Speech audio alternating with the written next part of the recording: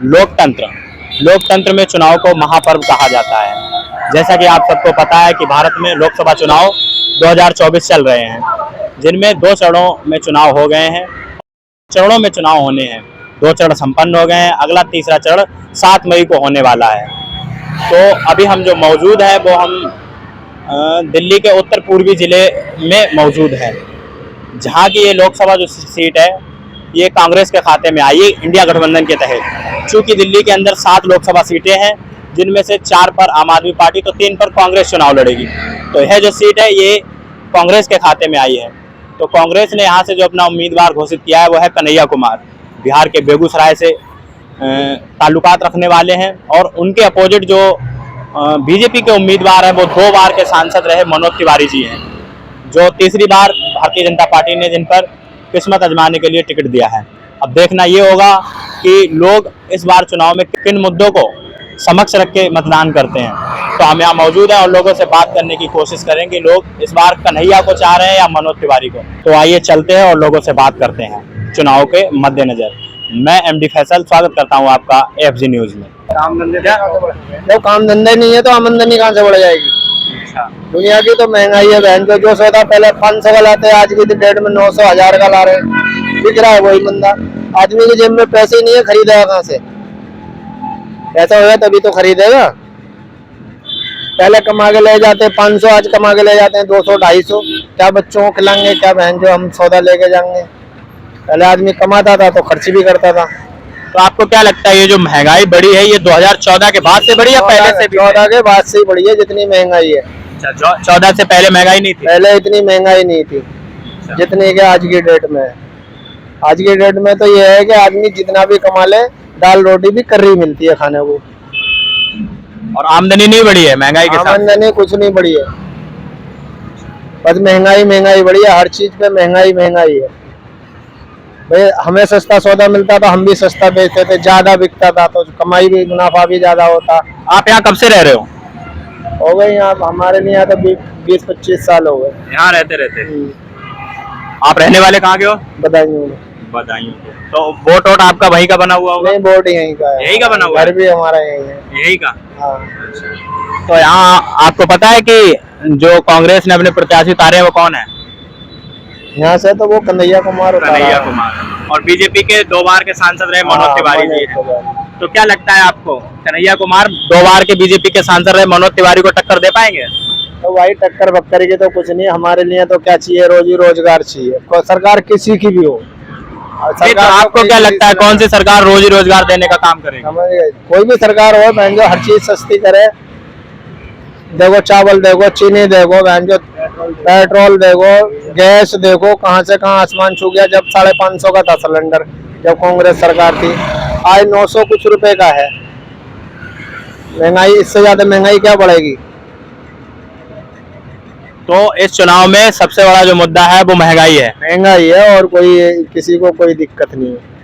तो इस बार किसको वोट करने जा रहे हो आप? अब देखो किसको करते हैं, ये तो जब चुनाव होगा जब वक्त बताएगा। नहीं, आपको ये लगता है कि महंगाई तो है, चलो है मानता हूँ, लेकिन महंगाई को कौन सी सरकार कम कर सकती है? तो 10 साल से है और आप भी बढ़ा रहे हैं कि 2014 के बाद से ही महंगाई बढ़ी है, लगातार इन्होंने बढ़ाई है। तो अब कौन सी सरकार महंगाई सरकार आ जाए, अब महंगाई कम हो नहीं सकती। अच्छा, नहीं हो, कौन कर देगा महंगाई कम? अपने घर से थोड़ी ना देगा। तो किसको? तो इस बार जो कन्हैया कुमार और मनोज तिवारी है, इनमें किनको सांसद देखना चाहते हो इस सीट से? भाई हम तो कन्हैया कुमार को वोट देंगे। कन्हैया कुमार को? हारे या जीते उससे कोई मतलब नहीं। और मनोज तिवारी का जैसे कि ये पीछे चुनाव प्रचार हो रहा है, दिखाइए इसे। ये प्रचार ही करते हैं, बाकी क्या करते हैं? काम नहीं करते हैं। इन्होंने क्या काम करा है बताओ? जहाँ भी इनके क्षेत्र में जहाँ गड्ढे उड्डे सब रोड पे यही मिलेंगे। आन के पलट के देखते हैं ये कभी भी कि क्या हो रहा है हमारे एरिया में? अगर विकास नहीं करते हैं तो 2 बार जीत कैसे गए? जब जीत गए ये सोचा है लोगों ने कि भाई अब की बार काम करेंगे, पिछली बार नहीं करा तो इस साल काम करेंगे, लेकिन इस बार भी कहाँ काम हुआ। चलिए धन्यवाद। क्या नाम हुआ भाईजान आपका? मेरा नाम सरफराज है। अच्छा भाई, जैसा कि पता है आपको चुनाव चल रहे हैं। भाई साहब हमें कुछ नहीं पता, मैं परदेसी मुरादाबाद के। नहीं, आपका वोट भी वहीं का बना हुआ है? हाँ जी, वहीं का बना हुआ है। हम डालिए अपना। तो मुरादाबाद के बारे में बता दो। अभी चीज की पता नहीं, हमने तो पंजे पे लगाया वहाँ पे। हाँ पंजे पे लगाया है। हाँ, क्यों? बस हमारे सपा ने डाला, हमने भी डाल दिया, और क्या। हमारे पूरे कॉलोनी ऐसा तो नहीं है कि वहां से सपा ने एसटी हसन की टिकट काट दी इसलिए आप लोग नाराज हो गए हो? ना ना, ऐसा कुछ नहीं। हाँ पहले भी पंजे को ही देते थे? हाँ, पंजे को डाल देते शुरू से ही। क्या लग रहा है, रुचि वीरा को टक्कर दे पाएगा पंजा वाले प्रत्याशी मुरादाबाद इस चीज की तो पता नहीं यार, इस चीज की नहीं, कुछ नहीं कह सकते। और इस चुनाव में मुद्दे क्या हैं आपके? महंगाई, तो बेरोजगारी, रोजगार, कुछ तो मुद्दे होंगे। कुछ नहीं बता सकते, इस चीज की नहीं, पता ही नहीं। महंगाई लगती है आपको? है? मुझे तो लगती नहीं भाई साहब, नहीं जानते लगती ही नहीं, इस चीज की नहीं है। महंगाई नहीं महसूस होती है आपको? महंगाई बच्चों वालों को पता लगती है, मैं कहा कुंवारा आदमी हूँ, मुझे क्या पता लगेगी तुम्हारे महंगाई? वो उससे मतलब नहीं है। क्यों भाई? लेकिन चीजें तो आप भी खरीदते हो, हाँ। बाजार आप भी जाते हो, आप भी देखते हो समस्याओं को, जो कोई चीज महंगी होती है। ये सब हमारे परिवार वाले देखते हैं, मैं नहीं देखता, मुझे पता नहीं। चलिए धन्यवाद। क्या नाम हुआ आपका? भाई मेरा नाम राहुल है। राहुल। जैसा कि आपको पता है कि ये जो उत्तर पूर्वी जिला लोकसभा सीट है, ये गठबंधन के तहत कांग्रेस के खाते में आई है। तो कांग्रेस ने यहाँ से जो अपने प्रत्याशी उतारे हैं वो कन्हैया कुमार हैं। तो आपको क्या लगता है, कन्हैया कुमार 2 बार के सांसद रहे मनोज तिवारी को टक्कर दे पाएंगे? दे पाएंगे अब कैसे? गठबंधन की होगी सरकार, राहुल के अब कैसे? प्रधानमंत्री वही बने। भाई दूसरी तरफ भारतीय जनता पार्टी कह रही है अब की बार 400 पार। अरे वो तो दावे कर ही रही है, हम ऐसा कर देंगे, ऐसा कर देंगे। और बताओ, दावों को करना क्या है बड़े भाई? दावों से कुछ होता है? लोकसभा चुनाव चल रहे हैं, जैसा कि आप सबको पता है 2 चरण संपन्न हो गए हैं। अगला जो तीसरा चरण है वो 7 मई को होने जा रहा है। तो 540 या 43 लोकसभा सीटें जो हैं उनमें से लगभग 190 लोकसभा सीटों पर चुनाव हो गए हैं। तो आइए, हम यहाँ आए थे तो अंकल लोग बैठे हुए हैं, इनसे बातचीत करेंगे। अब चूंकि यहाँ राजनीति की बात पहले से ही चल रही थी तो मैंने सोचा इन लोगों से बात करते हैं और देखते हैं जैसे जैसे चुनाव संपन्न हो रहे हैं वैसे वैसे राजनीति में एक नया मोड़ आ रहा है। तो क्या नाम हुआ चाचा आपका? जगदीश प्रसाद। कैसा माहौल है? ठीक है वो, बढ़िया है। किसके पक्ष में है? भाई मोदी का ही आएगा। तो मोदी का ही जाएगा। अब की बार 400 पार भाई, हाँ हो पाएगी? 400 पार 400 हो जाएगी, पर यही चल रहा है। मान लो महंगाई भी हो रही है तो काम भी हो रहे हैं, यानी महंगाई है तो काम नहीं हो रहे, काम ही तो हो गई। जब महंगाई होगी तो काम ही निकलेंगे, सस्ते तो कुछ ही नहीं होने का फिर तो। मनोज तिवारी 2 बार के सांसद रह चुके हैं यहाँ से और तीसरी बार भारतीय जनता पार्टी ने फिर से उम्मीदवार घोषित किया है। अब जो कांग्रेस के इंडिया गठबंधन के तहत ये जो सीट आई है वो कांग्रेस के खाते में आई है। 7 सीटों पर 4 पे आम आदमी पार्टी तो 3 पे कांग्रेस चुनाव लड़ेगी। तो कांग्रेस ने जो अपना उम्मीदवार घोषित किया है वो है कन्हैया कुमार। तो क्या लगता है आपको, कन्हैया कुमार मनोज तिवारी को टक्कर दे पाएंगे? भाई लगता तो नहीं है, वैसे काम आज की लड़ाई बता रही है उनकी। अच्छा, जैसे कि हाँ, आज मैं बता दूं, जैसे अंकल बता रहे हैं, आज जो दिल्ली के कांग्रेस प्रदेश अध्यक्ष हैं अरविंदर सिंह लवली, उन्होंने अपने पद से इस्तीफा दे दिया है और यह कहते हुए इस्तीफा दिया है कि कांग्रेस ने जो अपना प्रत्याशी उतारा है कन्हैया कुमार को, वो भारी इंसान है, किसी स्थानीय इंसान को टिकट देनी चाहिए थी। तो क्या लगता है, इससे कोई फर्क पड़ेगा? इसी वजह से लग रहा है, पहले से फर्क की तो जरूरत ही कोई नहीं, क्योंकि पहले से ही 7-0 2 बार रहा है, तीसरी बार भी। और अब इनका जैसे आपसी कलह, पहले भी कोई समझौता खास नहीं था और अब भी लग रहा है कि जो असलियत सामने आ ही रही है। तो मुश्किल है, जो था 2 बार रहा है, नतीजा फिर भी वैसा ही रहेगा। अच्छा, मनोज तिवारी ने वैसे यहाँ काम किया है? वो ये बोर्ड सेंटर के लिए, केंद्रीय नेतृत्व के लिए, मतलब ये सांसदों के लिए कोई नहीं देखता। सांसदों को अन्य देख के, केंद्र पर देख के वोट करना चाहिए। कौन चलाएगा? असली बात ये है कि देश ऊपर सीट पे कौन बैठा है? हमारे लिए जो संविधान, वो कानून बनाएंगे, वो सेंट्रल थोड़ी बनाएगी। उसके लिए हम जो सांसद चुन के भेजेंगे वही तो कानून बनाएंगे। तो हमें शीर्ष पार्टी को देखना चाहिए कि हमारे अपने स्थानीय नेता को देखना चाहिए। स्थानीय नेता, एमएलए, निगम पार्षद, बाकी हमारे लिए जो कानून बनाते हैं संसद में बैठ के, वो सांसद बनाते हैं। तो हम सांसद को ना देखकर शीर्ष पार्टी को देखकर अगर वोट करते हैं तो क्या लगता है, इससे जनता का भला हो पाएगा? नहीं, ऊपर मजबूत कितना है, जो मैन जो बैठा है सेंटर में वो कितना मजबूत है, तो असली उसकी ईमानदारी पे ही वोट करती है जनता, क्योंकि काम तो फिर वही करेगा। विदेश नीति है, सारी चीजें हैं जो असली तो वो है ना। विपक्षी इंडिया गठबंधन कह रहा है कि अगर तीसरी बार ये सत्ता में आ गए हैं, और चूंकि भारतीय जनता पार्टी के जो नेता हैं वो खुद कह रहे हैं कि हमें तीसरी बार जिताइए, हमें संविधान बदलना है, क्या कहेंगे इस पे? यदि बदलना होता तो पहली बार भी बदल जाता, पूर्व बहुमत था, दूसरी बार भी बदल जाता। ये सब बकवास है कि तीसरी बार में ही बदलेंगे, ऐसा क्यों?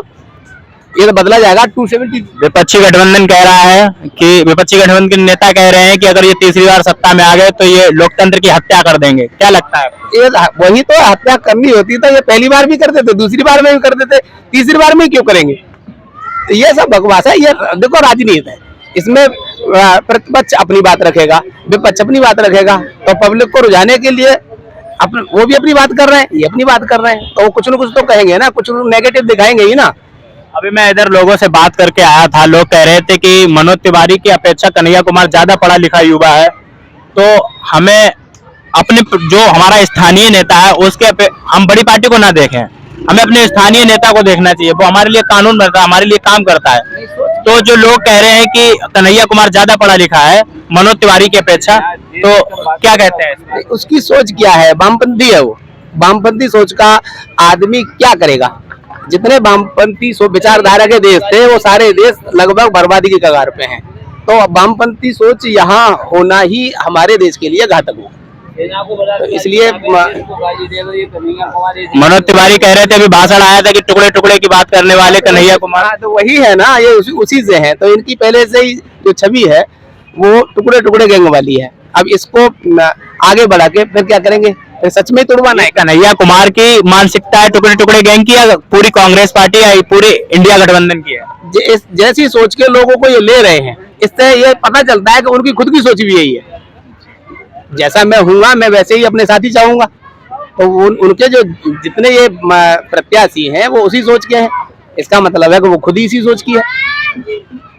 क्या नाम हुआ चाचा? मेरा नाम है नानक चंद। बोलो, क्या कह रहे हो? आप बताओ क्या कहूँ? क्या लगता है आपको? हमको तो ये लगता है कि भाई मोदी की सरकार आनी चाहिए। मोदी ने बहुत जबरदस्त काम किया है। नितिन गडकरी ने कितने रोड बनाए, इन्होंने जो हवाई जहाज एयर इंडिया को बहुत विकास किया है इन्होंने, जो है मोदी जी ने। विपक्ष के नेता कह रहे हैं कि इन्होंने सब कुछ बेच दिया है, जो कांग्रेस ने 70 सालों में किया है वो एक तरफ से इन्होंने विपक्ष के नेता जो सुप्रीम कोर्ट में गए, तो सुप्रीम कोर्ट में कितना तगड़ा तमाचा लगाया इनसे कि तुम भ्रम फैला कर रहे हो, भ्रम फैला रहे हो आप, जो है नहीं क्या सुप्रीम कोर्ट ने, तो कहाँ ये ढंग की बात कर रहे हैं जो विपक्षी नेता, जो सब झूठ बोल रहे, गुमराह कर रहे हैं। सनातन को गाली देते हैं, ये हिंदू धर्म को गाली देते हैं, ये सनातन को खत्म करना चाहते हैं, देवी देवताओं को गाली देते हैं। ये बताइए कौन सा नेता देवी देवताओं को विपक्ष का गाली देता है? विपक्ष के ये सारे जितने इंडिया गठबंधन के सारे। राहुल गांधी थे, जहां अपने चुनाव कैंपेनिंग कर रहे हैं, जहां मंदिर पड़ता है वहां माथा टेकते हैं, तो ये समय पे चला जाता है, जब इसको दिखता है कि मुझे तो थोड़ा सा हिंदुत्व का वो सहारा मिलेगा तो फिर चला जाता है, और जब इलेक्शन खत्म हो जाएगा फिर नहीं जाएगा मंदिर, ये कहाँ जाएगा मंदिर? ये अभी शक्ति को गाली किसने दी? हिंदू धर्म में एक शक्ति है, एक शक्ति है हिंदू धर्म में। वो ये कह रहे हैं कि हमारे भाषण को तोड़ मरोड़ के नैरेटिव बनाकर चलाया जा रहा है कि उनका शक्ति से तात्पर्य कुछ और था। हिंदू धर्म में एक शक्ति है, फिर कौन क्या तात्पर्य था उसका? ये फिर बाद में खुद तोड़ते मरोड़ते हैं अपने बयानों को, पहले तो ये जानबूझ के जूते फेंकते हैं पब्लिक के ऊपर, और जब दिखता है कि नुकसान हो रहा है फिर ये खुद तोड़ते मरोड़ते हैं अपने बयानों को, फिर कहते हैं कि ये मीडिया तोड़ रही है। मीडिया को क्या जरूरत है तोड़ने की? वोट तुमने लेना है, तो मीडिया की तोड़ने लगी, तो ये खुद झूठ बोलते हैं। इन्होंने खुद कहा कि हिंदू धर्म में है, हिंदू धर्म का ना इस्तेमाल करते, ये कहते शक्ति है कोई, तो वो जो बता रहे हैं बाद में भाषणबाजी कर रहे हैं कि कोई शक्ति है तो मान लेते हम, लेकिन वो पहले ही कह रहा है कि हिंदू धर्म में एक शक्ति है, इसका मतलब ये हिंदू धर्म वाला है ही नहीं। अभी प्रधानमंत्री नरेंद्र मोदी का एक भाषण वायरल हो रहा था रांची का, जिसमें वो एक खास समुदाय का सीधे सीधे बात करें तो मुस्लिम समुदाय को टारगेट करके कह रहे थे कि ज्यादा बच्चे पैदा करने वाले घुसपैठिए। तो आपको क्या लगता है, एक संवैधानिक पद पर बैठा हुआ इंसान, प्रधानमंत्री पूरे देश का नेतृत्व कर रहा है, वो अगर ऐसे शब्दों का इस्तेमाल करता है, कैसा लगता है आपको? नहीं होना चाहिए। मान लो यदि किसी समुदाय के प्रति है तो नहीं होना चाहिए, लेकिन उन्होंने घुसपैठिए कहा, घुसपैठिए कोई भी हो सकता है, मुसलमानों का नाम नहीं। ज्यादा बच्चा पैदा करने वाला कोई भी हो, हिंदू हो मुसलमान हो, नहीं होने चाहिए। आपको क्या लगता है, ज्यादा बच्चे सभी पैदा करते हैं या फिर मुसलमान करते हैं? नहीं, मुझे तो ये लगता नहीं, सब करते हैं। ज्यादा बच्चे किसके होते हैं? सब में तो कोई आ ही नहीं सकता, हर एक समुदाय में हर तरह का आदमी होता है, हर तरह की सोच होती है, हर तरह का विचार होता है, जैसा जिसका विचार है।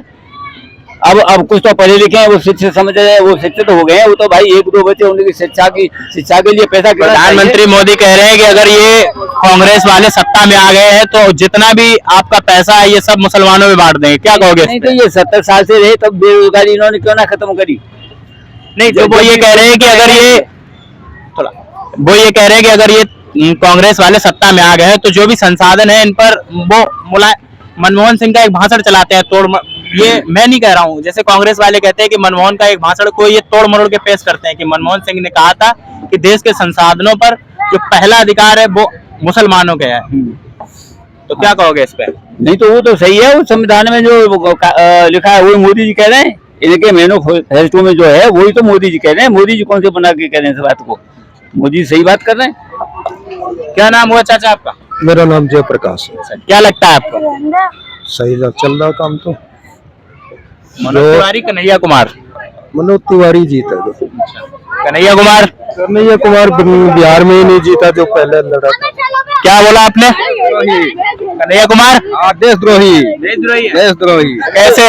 ऐसे जब जेएनयू में लफड़ा हुआ था वहाँ क्या क्या था, कसाब को फांसी हुई थी, वहाँ क्या बोला था? बताइए वही तो मैं जानना चाहता हूँ। और देश का बंटवारा होगा, अभी हम शर्मिंदा हैं।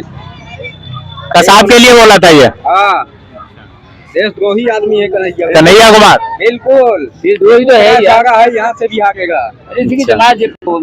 वहाँ तो कम्युनिस्ट पार्टी से लड़ा था, किसी से लड़े। तो इस बार चुनाव में मुद्दे क्या रहेंगे? विकास का मुद्दा है। देश आपको लग रहा है कि भारतीय जनता पार्टी विकास कर रही है? हाँ, विकास हो रहा है। विकास देश हित की बात करेगा वो ही देश पर शासन करेगा। देश हित की बात देश हित की बात बीजेपी के साथ यही करती है। राहुल तो देशद्रोही की भाषा।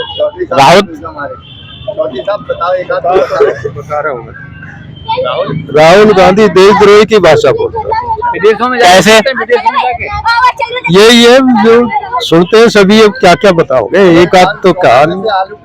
विदेशों में जाकर बदनामी करता है ये। उसका मैं बता दूं, जो आलू में से सोना वाला है ये भी नैरेटिव है इसका। आप जो सही वाला उनका भाषण है राहुल गांधी को उठा के देखिए, उन्होंने ऐसे नहीं कहा था कि इधर से आलू डालो इधर से सोना निकलेगा। ये तो सोशल मीडिया है, लोगों के हाथ में है, कुछ भी करते रहो। नहीं, विदेशों में जाके जो बुराई करता है अपने देश की, इंडिया की, वो उसमें क्या परिवर्तन कर? राहुल गांधी करता है बुराई। राहुल गांधी करता है, और कौन करता है? मोदी जी को तू तड़ाक बोलता है। इतने उच्च पद पे बैठा हुआ आदमी, इतनी उम्र के आदमी को, उसके बाप से भी बड़ा आदमी है, उसके लिए तू तड़ाक बोलता है, ये कोई आदमी है? ऐसी भाषा बोलनी चाहिए। संविधान में लिखा है ये कि इतने महत्वपूर्ण पद पे बैठे हुए व्यक्ति की और इस तरह से बेइज्जती करोगे तुम जो पूरे हिंदुस्तान में, विदेशों में, पूरी दुनिया में। क्या बात है ये? राहुल गांधी है इस लायक? क्या नहीं करनी चाहिए? इंसान नहीं, इंसानियत होनी चाहिए भाई। इंसानियत के दायरे में बड़े की इज्जत करनी चाहिए। मोदी जी ने एक ही काम अच्छा करा है, सबसे ज्यादा भारत में मिसालें बहुत अच्छी बनाई गई हैं। क्या चीज? मिसाइलें बहुत अच्छी बनाई। कौन सी मिसाइल बना दी मोदी? अरे मोदी जी ने बड़ी बड़ी मिसाइलें। आज विदेशी सारे कांप रहे हैं, कह रहे हैं कि 57 से कोई 58 है ही नहीं है भारत में। कौन सा तुम्हारा विदेशी देश कांप रहा है इंडिया से? सभी कांप रहे हैं, कह रहे मोदी है, घर घर मोदी है, हर हर मोदी है, और क्या कहेगा? सभी को पता है, साफ हो रहा है। सारी जनता घबरा गई। चीन अरुणाचल प्रदेश में घुस आया है, चीन ने अरुणाचल प्रदेश का नाम भी बदल दिया है क्या? और आप कह रहे हो हमारे भी नाम तो हमारा योगी भी बदल रहा है, यहाँ जाने कितने। नहीं, चीन अरुणाचल प्रदेश में घुस आया है और उसने अरुणाचल प्रदेश का नाम भी बदल दिया है। अरे कोई नहीं घुसे आया, घुसने को तो बड़े बड़े आए। अभी आई नहीं थी रिपोर्ट कि अरुणाचल प्रदेश में चीन घुस के आया था। एस जयशंकर ने कहा था नाम बदलने से कुछ नहीं होता। ये विपक्ष है। वो मैं अपने घर में बैठे मैं चाइना का नाम बदल देता हूँ, मैंने बदल दिया चाइना का नाम, बदल जाएगा क्या? वो अपने घर में बैठ के अरुणाचल का नाम बदलता है। ये चिंता की विषय नहीं है। कैसे क्यों विषय है? अरे कोई हमारे बॉर्डर पे हमला कर रहा है, दिनों दिन अंदर बढ़ता चला आ रहा है। सैटेलाइट से तस्वीरें भी आई थी, ये सब लोकल है। जब बढ़ा तब बढ़ गया, अब बढ़ना उसका नामुमकिन है। अब सेना इतनी सक्षम है और सेना को छूट भी है तो कोई 1 इंच नहीं घुस सकता। ये जिसकी बात करते हैं ना, किसके जमाने में बढ़ा? जवाहरलाल नेहरू ने कितनी चाइना को जमीन दे दी, सबको पता है। कितना छोड़ दिया उन्होंने। 1962 में बढ़ा, 1965 में उसके कान पे इतने ढंग से बजाए कि दोबारा उसने इधर मुड़ के देखा भी नहीं। 65 के बाद में कभी उसका हौसला नहीं हुआ। अभी उसने 20 मारे थे हमारे, 45 उसके घर में जाके कूटे थे चाइना के। तो ये तो ऐसा है, विपक्ष को तो दिखता है कि ये इन्हें कैसे तोड़ना है, तो उन्हें देश भी गड्ढे में ले जाना पड़ेगा, देश में भी आग लगानी पड़े तो लगाएगा, क्योंकि उन्हें भी सत्ता चाहिए। लेकिन इस समय सेना इतनी सक्षम है कि ना पाकिस्तान की औकात है ना चाइना की औकात है। वो विपक्ष वाले कह रहे हैं कि 2 चरणों में चुनाव हो गया है और मोदी सरकार बौखला गई है कि उसके इस बार सत्ता से बेदखल हो रही है, क्या कहोगे इस पे? क्या कहे, विपक्ष ये कहे कि नहीं वही जीत रहे। भाई विपक्ष का अपना काम है कि ये हार रहे, सत्ता पक्ष का है कि बस दोनों में हम आगे चल रहे हैं। वो दिन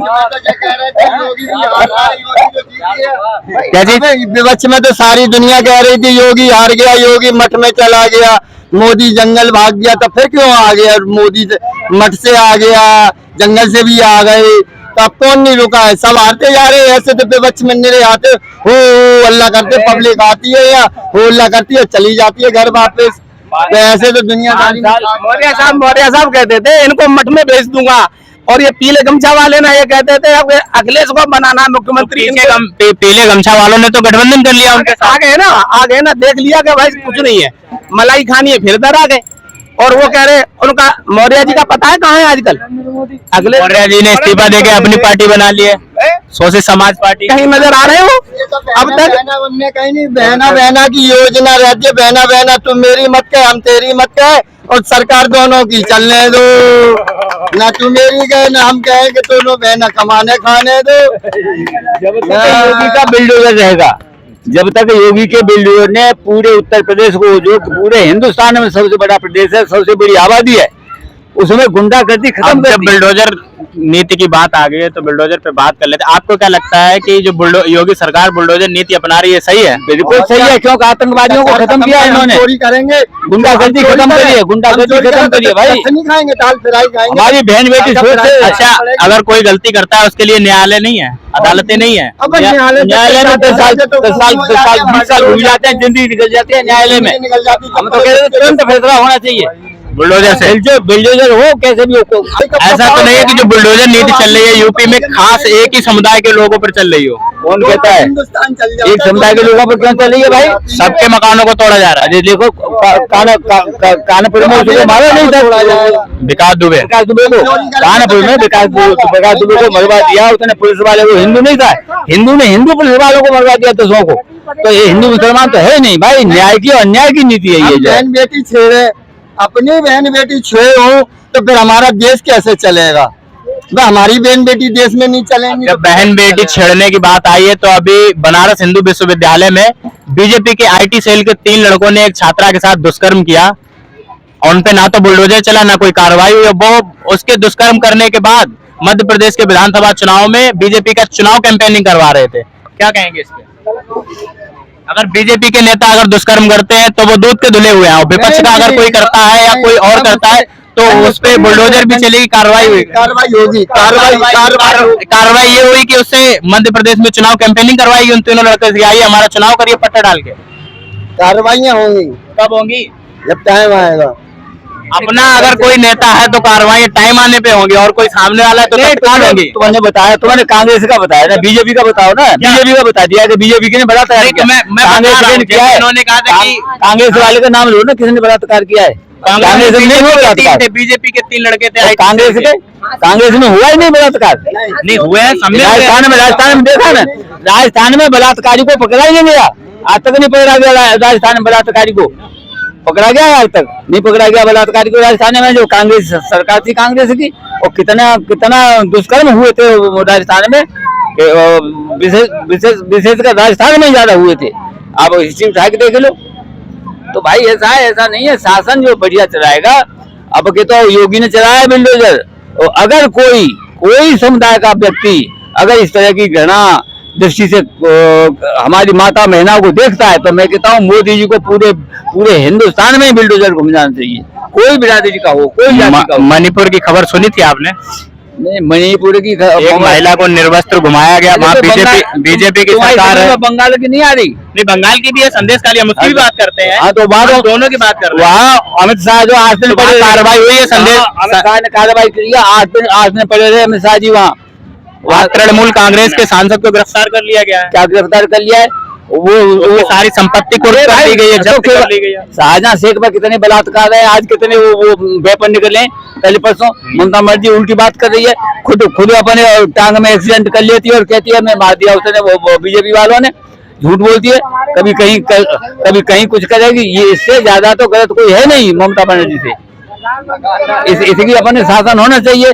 बताइए कितने बलात्कारी घर में से जाके बहन बेटियों को खींच के ला रहा है ये शेख जो इसके सह पार्टी, और अपने उसमें ले जा रहे हैं, ऑफिस में जाके वहाँ बलात्कार कर रहे बहन बेटियों से, घर में जाके बलात्कार कर रहे हैं।